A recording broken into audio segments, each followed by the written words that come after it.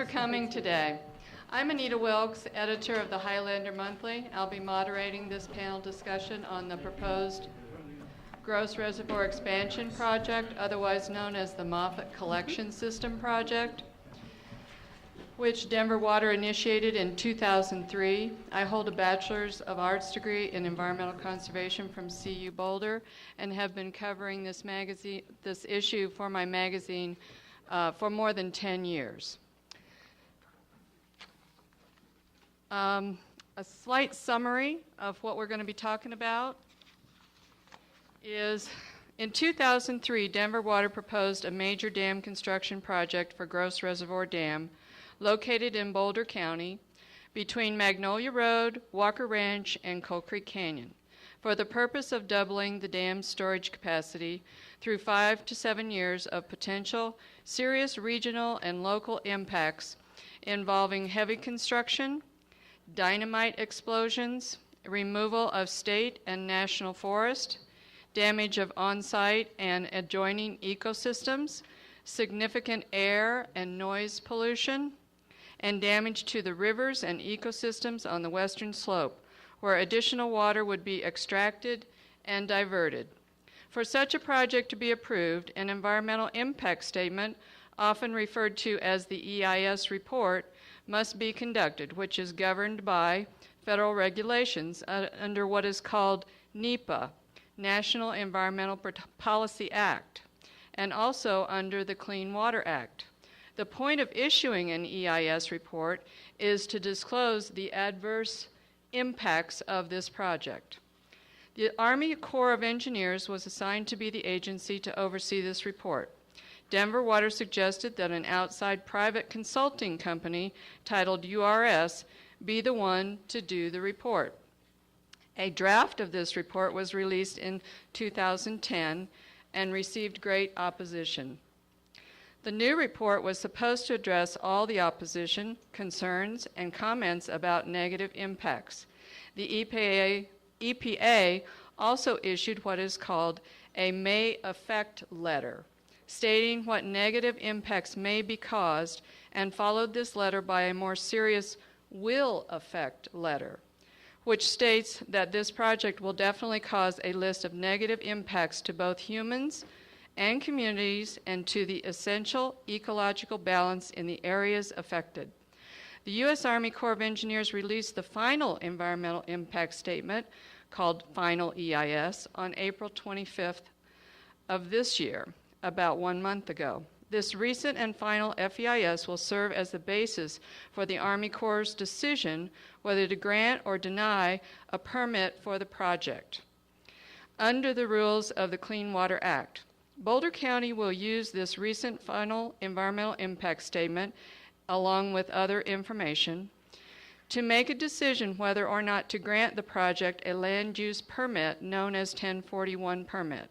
Note that there is no precedent of building or expanding a dam this close to a large urban population, which is a concern for Boulder County and city residents. Even though both the first draft EIS and final EIS are federally mandated to make serious studies upon the full impacts of this project, many people and groups assert that this has not been clearly or concretely addressed or accomplished in these reports.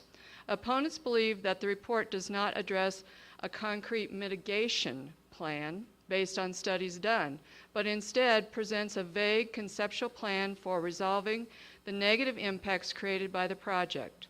We bring together a panel of people who have studied this EIS report and who are bringing their perspective and information to address this report and this multi-layered critical project involving substantial negative impacts locally and to the upper basin of the Colorado River.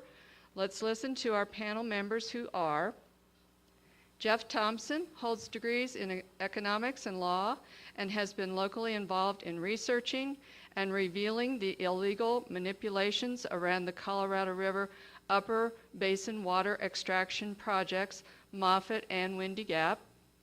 Chris Garre, president of the Environmental Group of Colorado and through Citizens for Sustainable Water Management Project with TEG, has been facilitating grassroots action to oppose Denver Water's proposed expansion of Gross Dam and Reservoir. He also co-produced an award-winning documentary called No Water to Waste that can be seen at that website.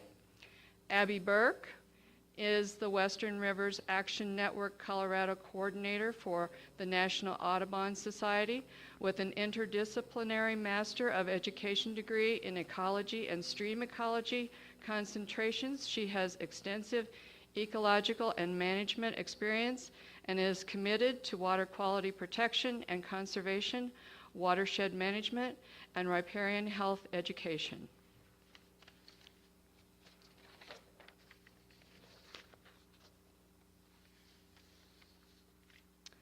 I'm going to pose questions to the panel, and then towards the end we will do a Q&A. And if you'd like to go to the microphone in the center for your questions, that would be great.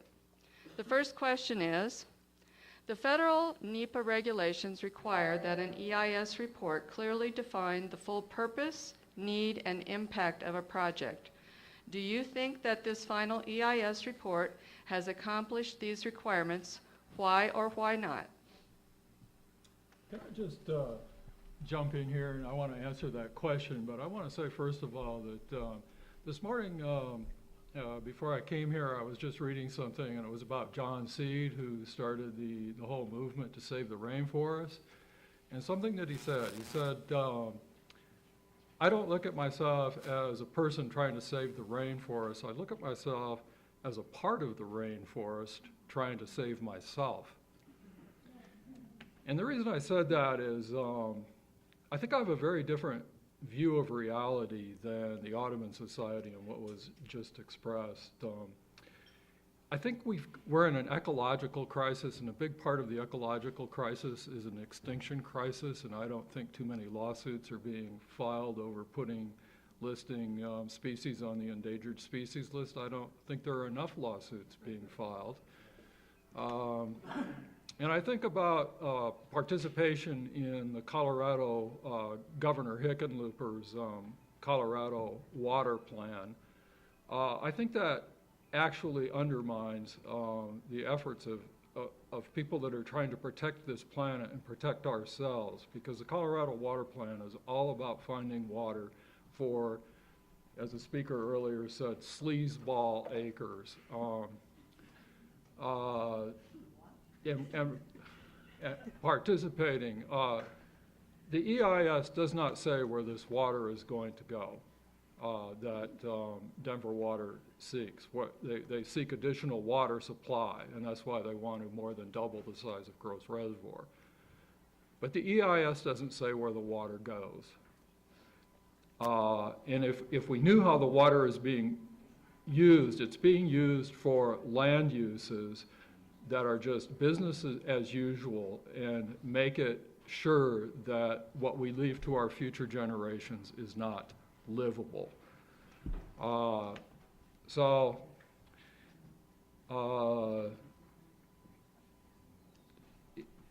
It's very important to know how the water is being used, because the Nepa regulations require that you look at the impact that is going to have on the environment. And this water is going to the northwest quadrant.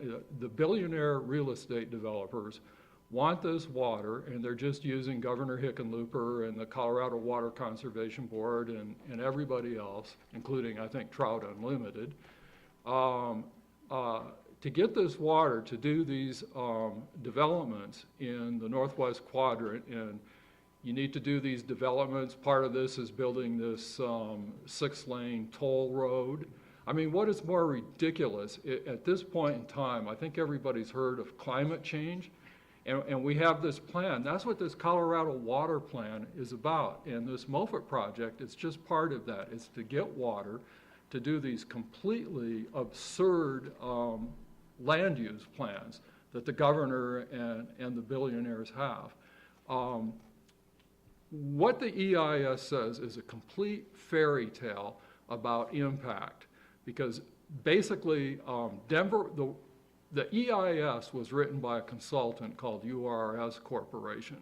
But the consultant did not write it under contract with the Army Corps of Engineers that makes the decision on the Section 404 permit. The Army Corps of Engineers is just a third-party beneficiary of that contract. The contract is between Denver Water and URS. So basically, Denver Water contracted with URS to go out there and write them an environmental impact statement that would get them the permit. And what they say about the amount of water that Denver Water wants to divert from the west slope, the Fraser and the Williams Fork river basins, is just, it's not true. It's just a drop in the bucket. Denver Water has vast rights. They've got the water rights that give them the power to basically de-water these two incredibly beautiful areas, the Fraser Basin and the Williams Fork Basin. And, but they can't do that without a much larger gross reservoir. They have to kind of use that as storage, and then they use that to regulate, basically regulate it and kind of like a distribution warehouse of the water. And so if you read that EIS and you think it doesn't give you a clue what this project is really about. So I better shut up there. Thank you. Surely. Yes, thank you. So I'd like to weigh in and comment also on the Colorado Water Plan, because that's where certainly my initiative right now has been very focused, where we're trying to do the most education and outreach. This afternoon, I will also get into a listing of projects that the Colorado Water Plan believes it needs to have happen. One of them is the Moffat expansion project. There's a list of 8 different identified projects for expansion of storage and diversion of west slope water to the Front Range. Within those projects, they are called identified project and processes.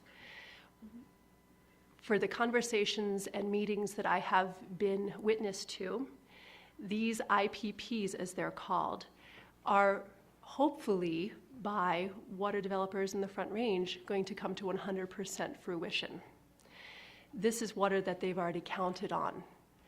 So in the development of the water plan, these IPPs have been deemed necessary to bridge the significant 600,000 acre-foot per year water consumption gap that we are looking at by the year 2050. Yes. Chris, would you like to add anything? Sure. Could I just ask, jump in and say something like, I think that water gap is baloney, that 600 acre-foot water gap.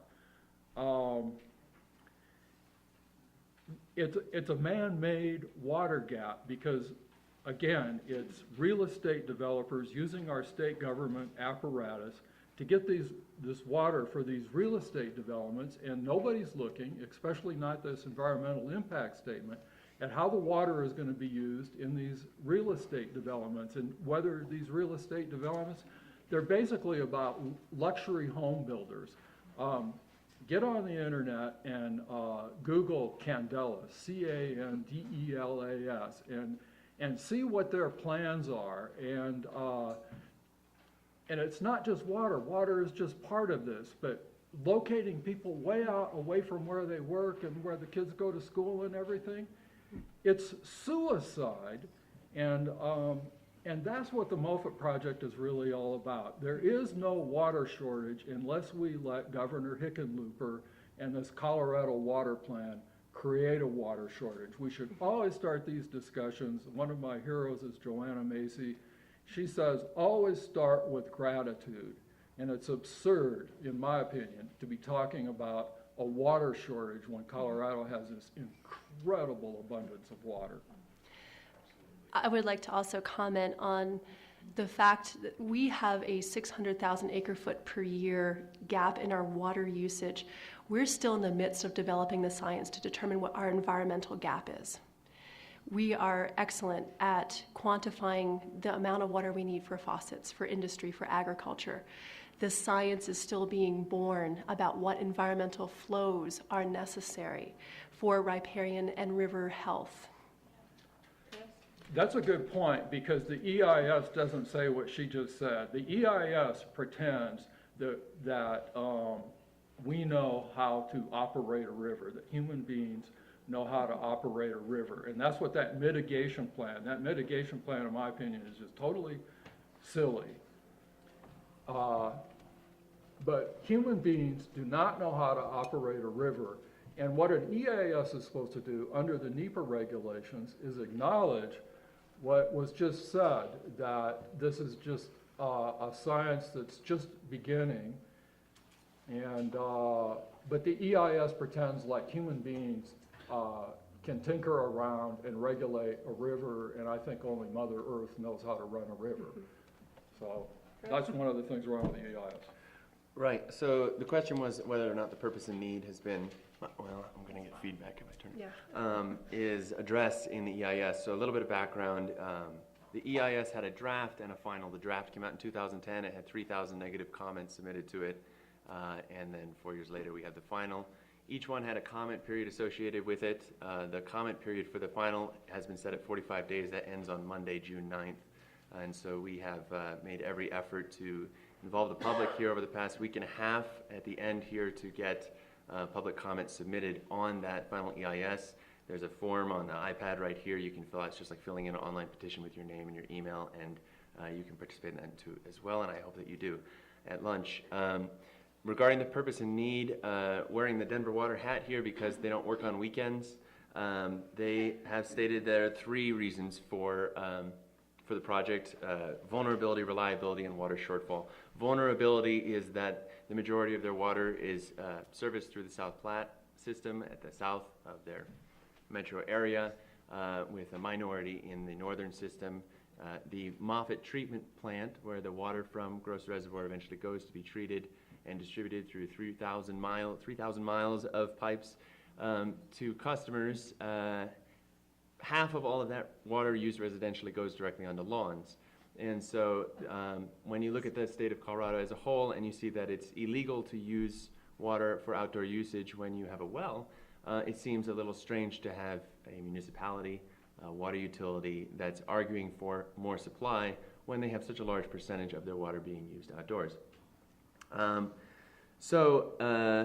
The vulnerability issue is really maybe not necessarily the most valid claim in the world, because there are many other ways to balance their system, such as a pipe, which they use a lot, to bring water to the northern end of the system if necessary. There's the reliability of their system, they claim the purpose of the project is for. That's because when we have droughts, people have to use less water. In a radio panel interview I participated in with Denver Water, the word catastrophic was used for the consequences of forcing customers on the north end of their system to undergo these the same watering restrictions that were done in 2002 during that drought. Those watering restrictions are called Stage 2. It means that you can only water your lawn outdoors twice per week, which, by the way, is the recommended amount of watering for Kentucky bluegrass, which is the most water-thirsty grass that you can use. So that may not be the most valid argument either. The third is water shortfall, and this is where we get into growth and potential growth, and they're referencing studies that predict population growth, which corresponds with increased, in their argument, corresponds with increased water usage.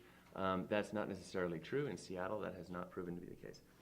So all 3 of those things are a bit dubious to begin with, and those are their stated purpose and need for the project. Furthermore, they put forth that the project must fulfill getting water to the Moffat treatment plant, which is an extremely narrow focus when you're talking about solving these problems. If they need water in the north end of their system, or they need to reduce the risk of running out of water, there are a plethora of options. Getting water to the Moffat treatment plant via Gross Reservoir is an option, one of 300 that they researched, but of the 300, 295 were disqualified, and the 5 remaining all included some expansion of Gross Reservoir, small, medium, or large. So Go right ahead. Sorry, that's my Denver Water hat. Okay, I don't want no that to be my problem. only hat. Yeah, go for it, keep going.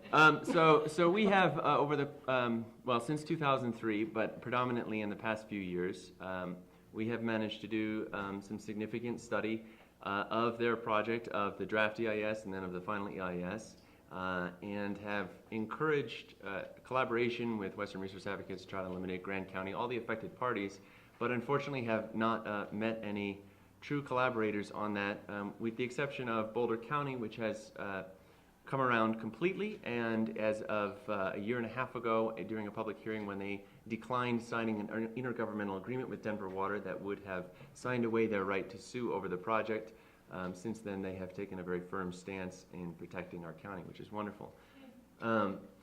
They're having another hearing on the 16th, and it would be worth showing up for that as well. And if you sign our newsletter, I'll make sure that you know about that and what needs to be said. The reason that those other entities like Grand County have not been so willing to participate in some of the researching of what they deem the nitpicky details of the illegality of the proposed project is that they signed into something called the Colorado River Cooperative Agreement. So after 2010, when the Army Corps got these 3,000 negative comments and went, wow, this project's never going to go through, we can't do it with this much resistance, Denver Water came back and said, listen, give us some time, we'll go around and we'll offer money to everybody that can be a potential plaintiff in a lawsuit, right? So every affected stakeholder that would have legal standing in court, we'll work out a deal with them. And we'll call it the new way of doing business. The governor signs on and says, hey, that's great. So they go and they get all these 20 some odd entities to sign in and say, all right, we're going to get 250,000, 500,000, million, 5 million, whatever it is that they need to be able to sign away their right to legally oppose this project in court because the project is illegal. And they failed on one account, which is Boulder County, and of course with our group. And so that resistance or opposition, if you want to call it, is still there. I don't like to think of it as opposition. I like to think of it as a reality check for making sure that things are done legally, irregardless of whether they should or shouldn't be done, taking growth and the future of the planet into consideration. It is just the base illegality of the project as it's proposed right now. And so that's what the contents of the letter that I hope that you'll sign and submit to the Army Corps are. Can I just jump in on that, talking about vulnerability and reliability? Denver Water back in 2002 hired a consultant to basically do a public relations job on us and try to go along with this idea that there's a vulnerability and a reliability problem. In fact, this ridiculous story that they tell about an imbalance between the north system and the south system, the way they want to use Grouse Reservoir is they have huge amounts of water that they can import from the west slope, from these two river basins, but they have to have a huge gross reservoir to do that. They can't to do that. And then they use a statutory mechanism called exchange agreements. And through those exchange agreements, they can actually get water from the Fraser and Williams Fork River through the Moffat Tunnel into Gross Reservoir, and then through the exchange agreements, they can use that water to fill reservoirs in the south system, the giant reservoirs like Cheeseman and Antero and Marston.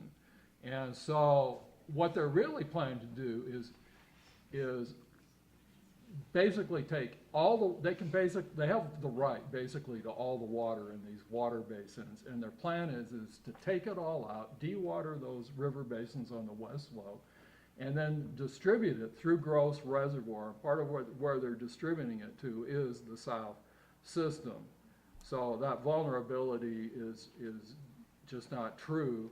Reliability, you've got to have a recurrence interval. Like, is your water system reliable?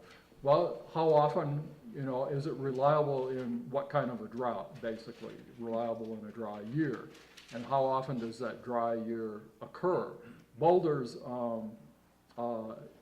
recurrence interval for reliability purposes is its 20-year drought, which is really good because it means you have to be more adaptable and resilient because you're going to have to lower your water use more often. Denver Water's is probably more like a 50-year or maybe higher recurrence interval. So they could get this 18,000 acre feet just by going to a more frequent recurrence interval, but they never state the recurrence interval. You see, and without knowing what the recurrence interval is you cannot evaluate the no action impact, the no action alternative, which would be to deny the permit and not have this project go through. Okay, to interrupt, Abby, did you have one last thing to say about this particular question? Thank you, I did.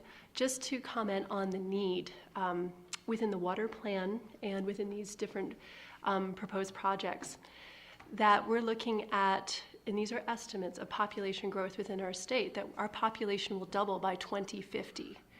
We're currently at around 5 million and looking at about 10 million by 2050. So that couches or gives some context potentially to why there is this perceived need. And again, I wanted to also bring this to the forefront. One of our partner organizations with American Rivers listed this year the Upper Colorado as the #2 most endangered drainage in the entire country. And the threat is water diversions and over-allocation of the water supply system. Not only are we looking at potentially with Moffat expansion happening with that, but there's also Windy Gap Firming Project, which are both going to be coming out of the Upper Colorado drainage.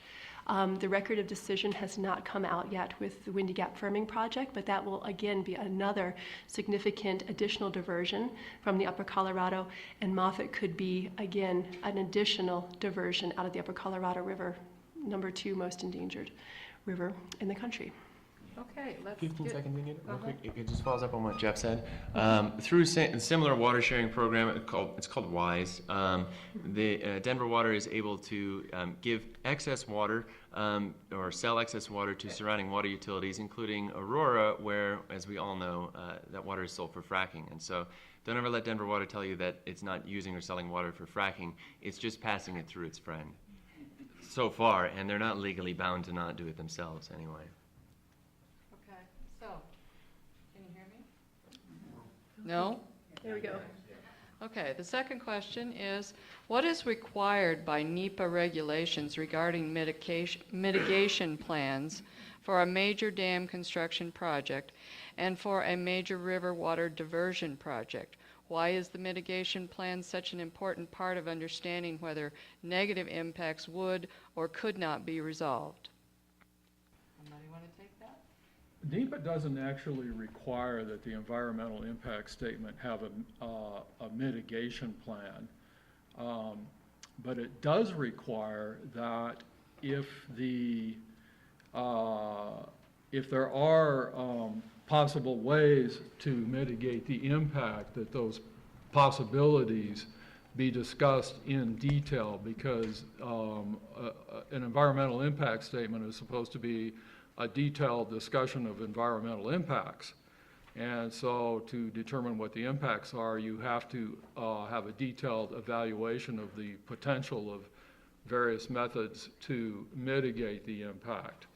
However, because Denver Water is basically controlling this process, the Army Corps let Denver Water write this EIS, and the Army Corps is basically set to let Denver Water grant themselves the permit that the Army Corps is really supposed to be granting, but Denver Water's in control of this, and they know that their mitigation plan is totally bogus. The Environmental Protection Agency, and this ties in, the mitigation plans that have been talked about for Moffat are tied in with the mitigation plans for the Windy Gap Firming project.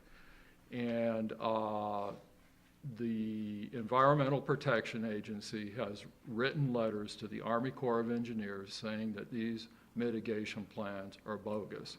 And I also want to throw in that the United States Environmental Protection Agency is on record saying both of these projects will do irreparable, unacceptable damage to the aquatic ecosystems involved. So I kind of rest my case on what the EPA says. But it's basically a scandal. It's what Chris said earlier.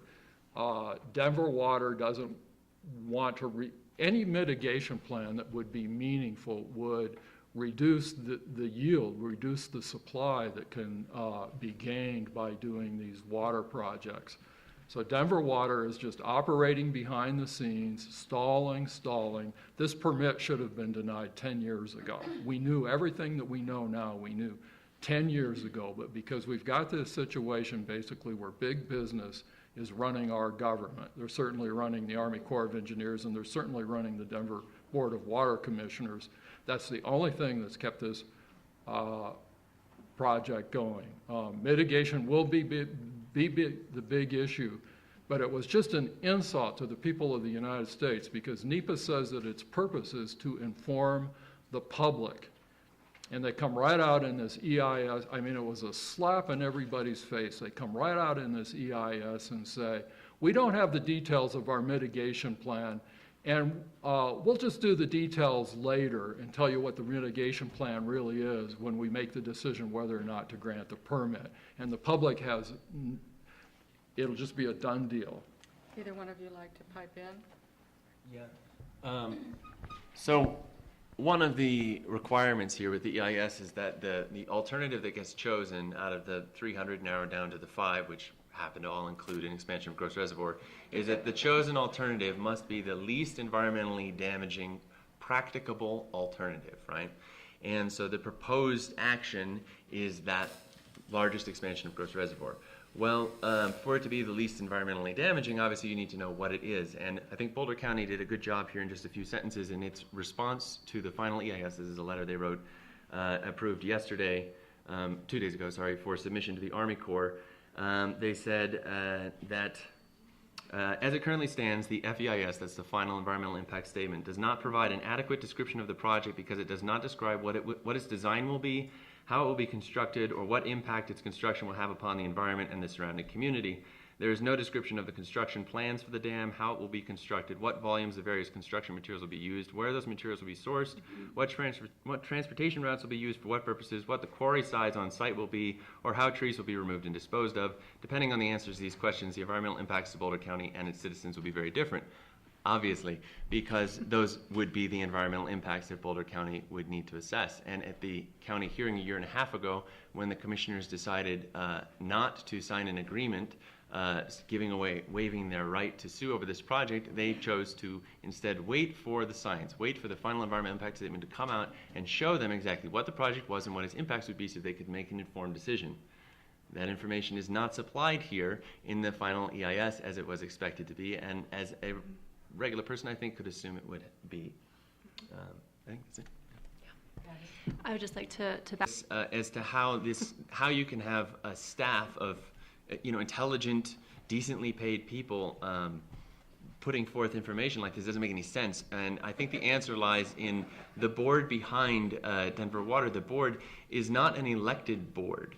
That it is appointed by the mayor of Denver. And while the mayor of Denver is an elected person, he's only elected by citizens of the city of Denver, but Denver Water serves 1.3 million customers, far outside of the city. So you have this huge percentage of Denver Water's own customers that have zero public oversight over the person who is responsible for appointing their board members. So there's this massive disconnect, not to mention the entire rest of the state or any of the affected stakeholders on any of the rivers, streams, reservoirs, etc. Okay, so for time constraints, we need to go on to the next question. Are there any negative impacts already incurred from current water diversions, and how long have these river water diversions been done? Note that we are focusing on the Fraser River, which is the subject of this project's water diversions for this Gross Dam expansion project. Can I lead off? Sure. So the Fraser River is currently 60% depleted. So 60% of its natural flows are diverted through the Moffat Tunnel. So you have 40% remaining. The idea here that's proposed in this project would be to take that up to 85%. But that number is a bit misleading because while it says 85%, that's a yearly, an annual average. And the diversions only happen during the high flow, during the runoff. And so you've got much more than 85%. If you're an actual farmer or rancher that's depending on the water that uses this water, you're looking at 90, 95, or even 99% diversion during June, July, August. That's not 85%. The rest of the year, there's more water. There's less than 85%. That's true, but the river's frozen. You're not using the water. So it's a bit misleading to use that annual number when you're talking about how much you're diverting. It's really how much you're diverting when it matters that matters. And the impacts from diverting 60% over the past 60 years are significant and warrant some serious repair efforts in Grand County on the Fraser River that have never been done. And the idea here, that the short version is that Denver said, all right, fine, we're guilty of that or not, whatever. Wipe the slate clean. We'll start from here. We'll call this the baseline, and we'll work with you to try to mitigate, improve upon any damages we do from here on after. But they've already done 60% of the damage. So a truly responsible organization would say we need to take care of the problems we've already caused before we go in there and grab some more or even think about doing that. And within the Fraser River drainage, with so much of the native flow already being diverted, some estimates are that if you divert more than 20% of native flows, it causes degradation to the riparian ecosystem. So we're already beginning with a degraded system. This isn't a healthy patient that we are beginning with, moving forward and looking to take more water from it. In addition, when you regulate the natural hydrograph, and we'll get into this afternoon with some images and to talk about what a healthy river truly needs to thrive and be sustainable.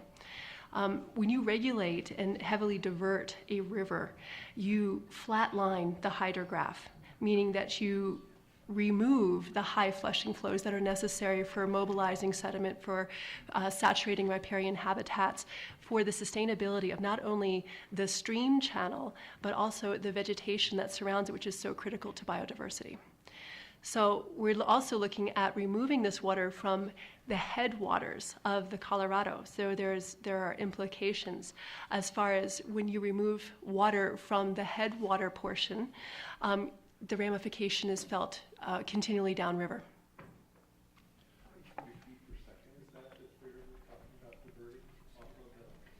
It's fluctual. You want to go? I can't give you cubic feet per second. You can back it out if you probably know the math on that. But Denver water, without the expansion of Gross Reservoir, Denver water says just with the 41,000 acre feet of storage that they currently have, that they can divert from just the Fraser Basin, they can divert 66,000 acre feet. And so that's 66,000 acre feet with 41,000 acre feet of storage. So it's about 1.5 times.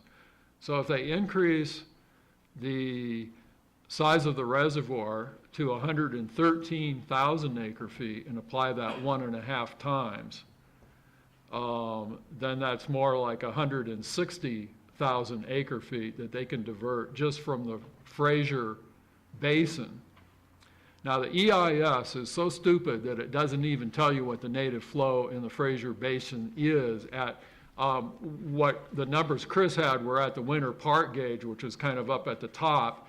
There's another gauge right before the confluence with the Colorado River, the Granby gauge. And I think at the Granby gauge, just kind of putting stuff together myself, I think it's about 160,000 acre feet. So that's why I say with this expanded reservoir, Denver water has the power to basically take all the water out of the Fraser. And half of the water at the Windy Gap on the Colorado River, where you have the Windy Gap firming project diversion and dam, the percentages are much higher because you've got this huge Colorado Big Thompson project upstream. But again, they don't actually come out and tell you, like an environmental impact statement is supposed to be very clear and concise just for ordinary members of the public like myself. But everything's totally obfuscated. But I searched around, and if you take the Windy Gap firming project impact, which is grossly understated in that EIS also, but if you take that impact plus the Moffat project, that leaves the Colorado River below the Windy Gap Firming Project with 5% of its native flow. Now there'll be some paltry mitigation offers from Denver Water in northern Colorado and that have already been made, but basically that'll maybe leave it with 10% of the native flow. And the Colorado Department of Wildlife, the EPA came up with Colorado Department of Wildlife reports on what's going on below the Windy Gap Dam, and it's really devastating. I can't quote it, but just the decline in all the aquatic life, caddisflies that I guess are really important to trout fishermen and this sort of thing. Already the impact below the Windy Gap Dam, it's been devastating. Okay. Shall we go on to the next question? What are the most important points that each of you would like to bring forth to the public's attention about this project and the final EIS report?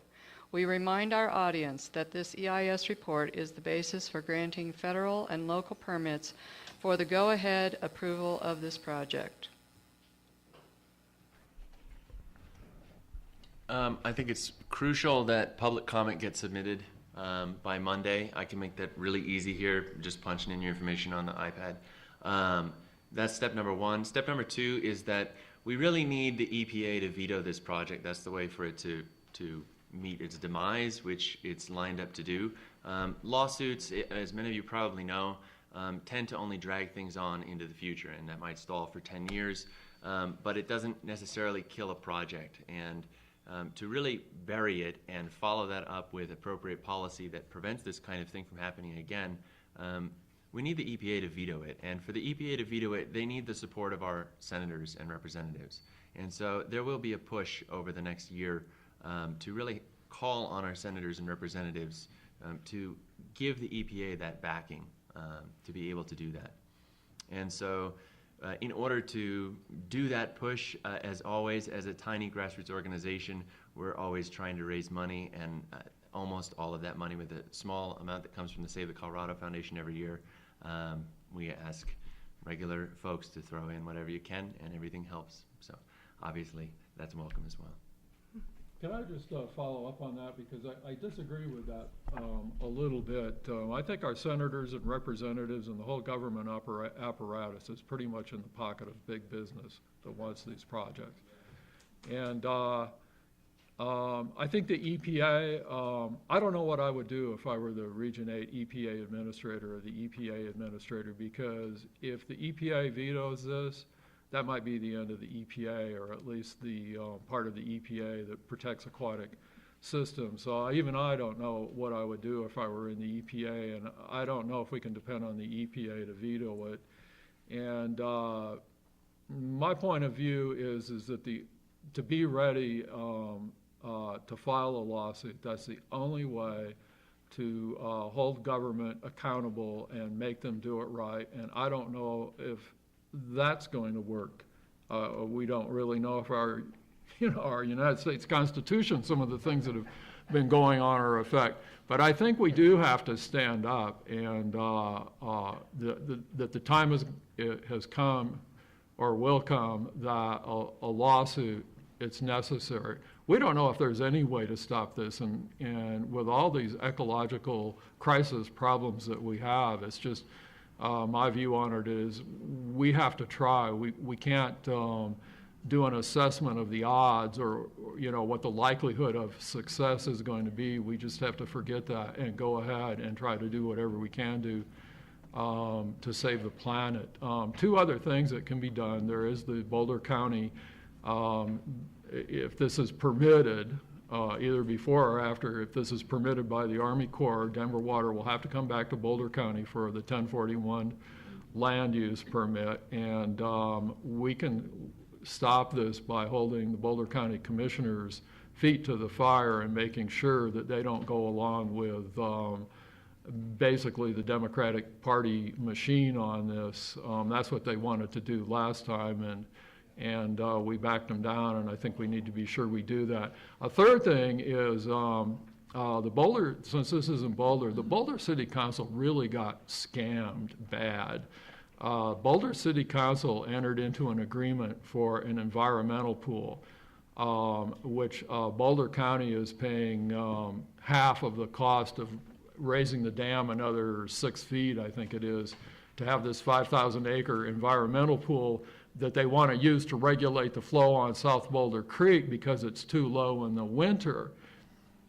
Well, Denver Water it came out, one thing that did come out in the final EIS is Denver Water basically owns Boulder Creek. They have the right to take 41,000 acre feet out. Now it's an absolute right, and they have a conditional right to take another 72,000 acre feet out. And that conditional right is basically based on whether this gross reservoir expansion gets permitted. The EPA has basically come out and said that they would have to do this environmental pool regardless of Boulder County wanting it or not. The EPA would make them do it. So basically, the city of Boulder basically has become a financial contributor to Denver Water's project. They could have had this environmental pool for free, and they can still have it for free if they break out of that IGA. And the other thing that's really rotten about that IGA is they agree that they will not oppose the project. The Boulder City Council agreed that they would not oppose this project.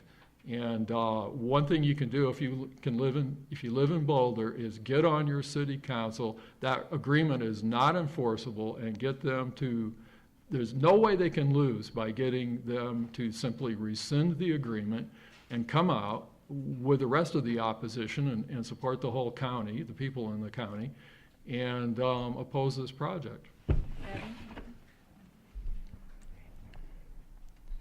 So just to sum up, in working with legislators and policymakers, decision makers, I would advise to thank the people that are supporting your viewpoint. Reach out to them and thank them because they're in a difficult position. Okay. I also believe that still the number of people's voices speak.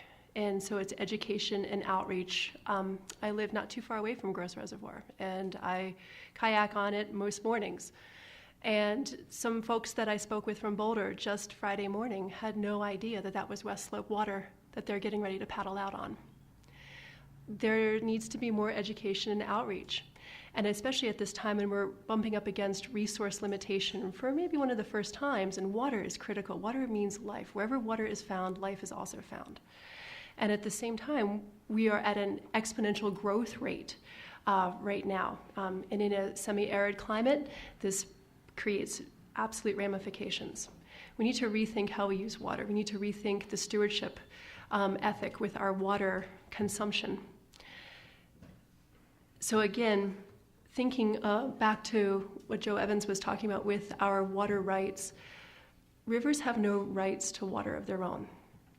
And allowing those particular voices and that information to be heard. People don't understand that when they see water flowing in a river, it's actually going from point A to point B to the water right holder or the diverter. So when you see water moving in a river, it's like, oh, we've got plenty of water, it's no problem. It's actually already been allocated, and it's on its way. Talking with the Burlington Ditch organization, I can't think of the fellow's name at the moment, he actually said if you don't have a water right that is older than 1885, you don't get water. Okay? So that goes to our consumptive water use. And being an advocate for environmental and recreation non-consumptive water needs, this is where it needs to be heard. This is one of the first cases where it's really starting to push the ceiling as far as our water consumption and our water availability. And what do we want our rivers to look like for ourselves and for our children and grandchildren to come?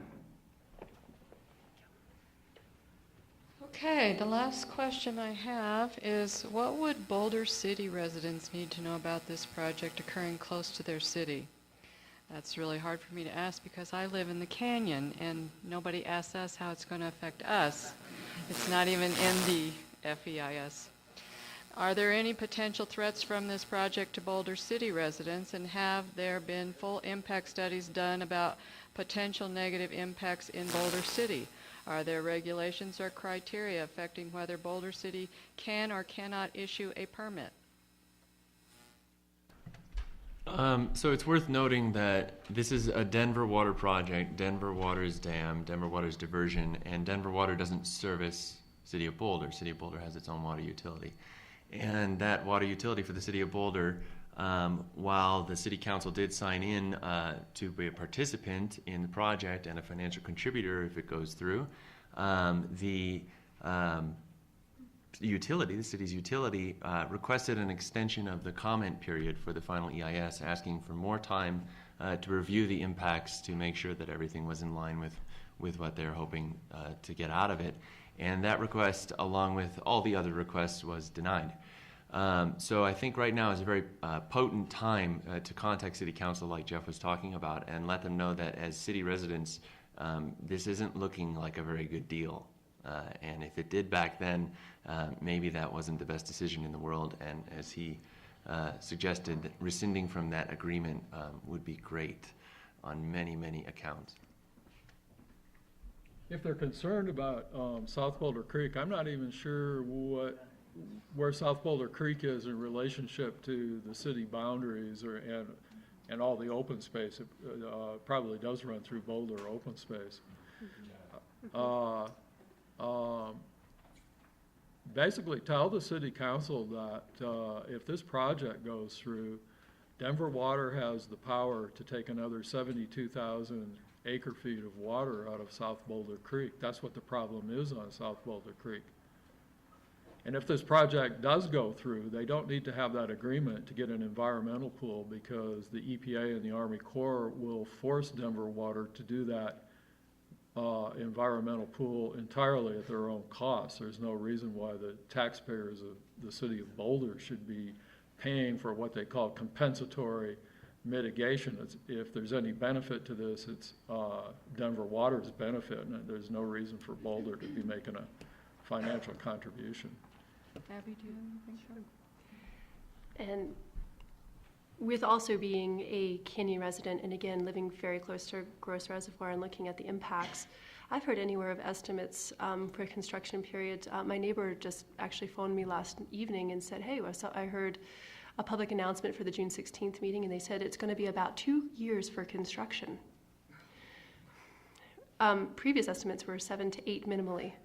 And the mountain roads and looking at the environmental impacts just on the travel routes alone would be also very environmentally damaging, to say the least, and not incorporating human life and safety.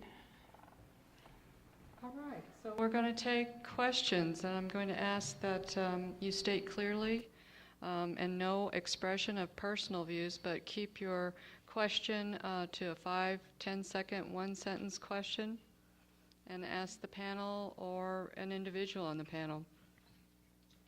I just wanted a point of clarification. Boulder is fortunate to have some representatives and some senators who are just as green as everybody in this room, and they are not beholden to industry. And I would point out that would be Senator MacGill, for example.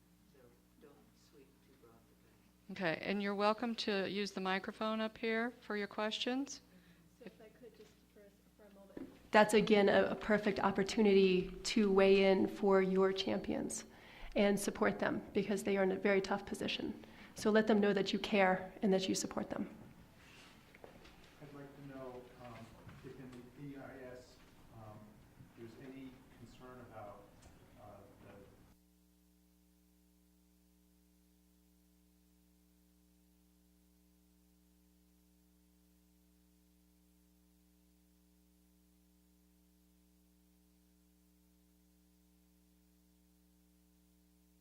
Regard to climate change, is that right? So and the impact on Gross Reservoir.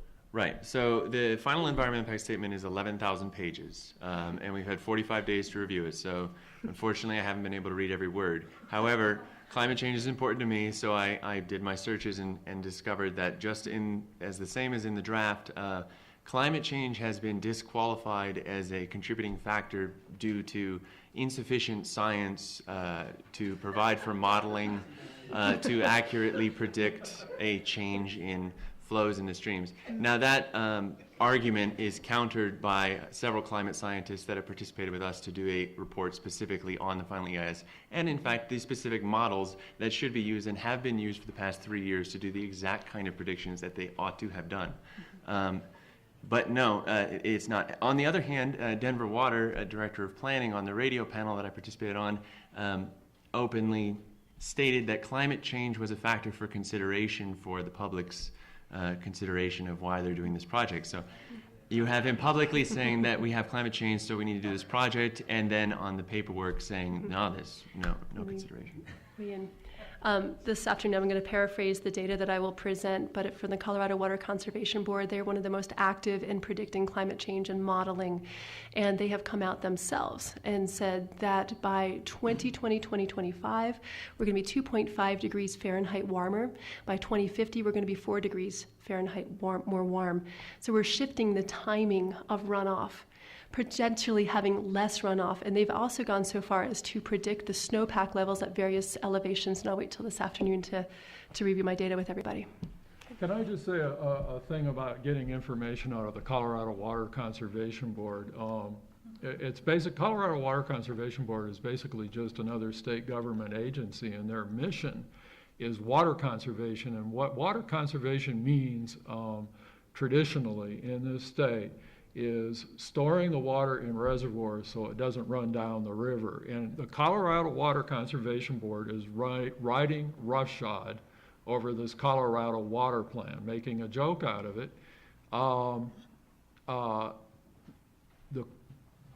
That Colorado Water Conservation Board is the biggest supporter of Moffat and Windy Gap that there is.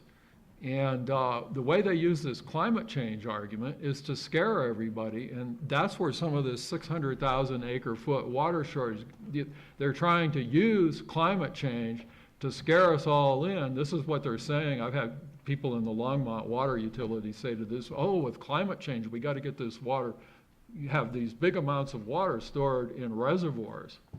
So, I mean, they use climate change as an excuse to basically not have rivers in Colorado anymore, just store it all where, I mean, the evaporation in these rivers is crazy, but. It's worth noting too, we're not on the western slope, but if we were, somebody in the audience would point out that folks over there are concerned with climate change, and all the same reasoning we have pressed upon us for storing water for times of drought. The arguments are the same over there, though the population is smaller, and so taking that water and bringing it over here so the city can continue to water the Kentucky bluegrass lawn during drought may not be the best use of that valuable resource. This is a point of information. Sometime a while ago, you made the point that Boulder County had refused to sign off on the right to sue. Given what you said about the Fraser River, for example, what was the reasoning that Grand County chose not to? Grand County. Because they're pretty, I've heard presentations, they're pretty helpless in this, you know, they're a small fish compared to Denver Water. So why did they choose to give up their right to sue? Right, so Grand County is where the Fraser River is, right? And so they've suffered the burden of the 60% diversion of the natural flows for 50 years. And when the draft environmental impact statement came out in 2010, Grand County collaborated with Summit County and Winter Park and wrote a really scathing 100-page critique of the draft and said this project is ridiculous and we don't want this at all. Denver Water went first to them, and they're first and foremost in line with the Colorado River Cooperative Agreement, which is that agreement that everybody signs into and gives away their right to sue. And at this point, Grand County, throughout the past 7 years really of negotiation and study, has spent $8 million of its taxpayer money getting this far, which has gotten them nothing. So they've managed to do studies to figure out how much water they would need, what Denver Water could do, et cetera, et cetera. And Denver Water chipped in $1 million over the years, but they've spent $8 million of their taxpayer dollars. Now that's not debt. I got a nice letter from the county commissioners saying, don't tell people that we're in debt. They're not. They spent money that they had taxed people for, but they have nothing to show for it yet. And so and $5.5 million was for Moffat, and the other $2.5 million was for Windy Gap. So They're in a financial position now where they have no benefit to reap and $8 million having spent should these projects not go through. And so the way that they phrased it at a public hearing in Hot Sulphur Springs was, right now, across the state, we, Grand County, stand to be the biggest losers if these projects don't go through. And so they've, in turn, become proponents of it. One of their original deciding factors for why they should go down this route was to get Denver Water to commit to never again coming to the western slope for water. That was the idea. Now, they've gotten some watered-down form of that into an agreement which could potentially, and they're arguing to have it be, included into the final environmental impact statement as a mitigation for the project. However, multiple lawyers reading of it doesn't interpret it so universally, and in all likelihood, it's yet another pulling the wool over the eyes. When I was at that meeting, a woman who worked for Northwestern Water Utility for 10 years came up to me afterwards, and she said, "I can tell by your questions you're confused as to whether or not Denver Water is being malicious here, and I can tell you that when I worked for Northern, we would spend hours sitting around the boardroom table discussing how we were going to manipulate the local municipalities into participating." And so it's no surprise to her, living in Grand County, that Grand County has spent this $8 million when, if they had just said no, Denver Water would have had to have spent it. And then they wouldn't have been financially obligated at this point to try and get something out of it. So I hope that answers your question. I was curious. Boulder is a participant in the Colorado Northern Project. We're getting Windy Gap water. So how does that tie us in? We've got a little bit of a trick there in that we're kind of a little like Denver. We're obviously not as growth oriented within our city boundaries, but we're very growth oriented all around. We're building more businesses and doing infill and all kinds of stuff. So how are we part of the problem, and how is that going to confuse our ability to be able to fight this thing? We're tied in with Windy Gap. It's one of our sources. And it's one of our firming sources. We're going to want this firming project, you see. That's the problem. Boulder's not participating in the firming project. We're not? No, because they have the firming project is to build basically a storage reservoir on the east side of the Continental Divide. It's going to be Chimney Hollow. But Boulder already has Boulder Reservoir where they can store Windy Gap water. But it's still It is. We're still tied into the Windy Gap deal. It's a big part of You're still taking a whole lot of water out of the Colorado River. That's true. But I want to say something in Boulder's defense, and it goes to Boulder has a way of looking at water that's just basically light years ahead of the way Denver Water and the other municipalities look at it. And it goes to that reliability issue. Like Boulder is willing to say we'll supply full municipal needs in a 20-year drought. And so if the drought is any more severe than a 20-year drought, there will have to be originally, at first voluntary restrictions and then mandatory restrictions on water use. And Boulder just plans to be much more adaptable and resilient than Denver Water and basically all the other water users. Longmont, which is the third biggest participant in Windy Gap firming project, uses the 100-year drought for its reliability standard. So when Boulder has actually put severe restrictions on outdoor water use in that drought, Longmont will still have a surplus and we'll be watering our yards like crazy.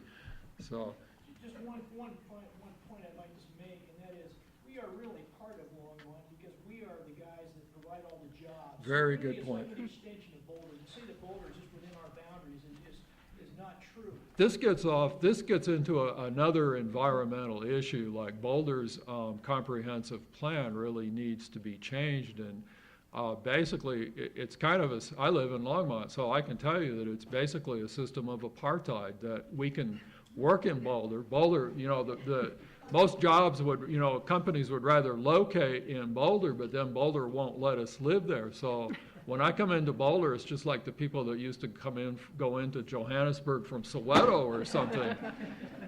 But it's causing big problems. I mean, this is why they're talking about all these projects to add lanes to highways and this sort of thing. And that's something, just in terms of climate change, I mean, what Boulder is trying to do through municipalization, that's great.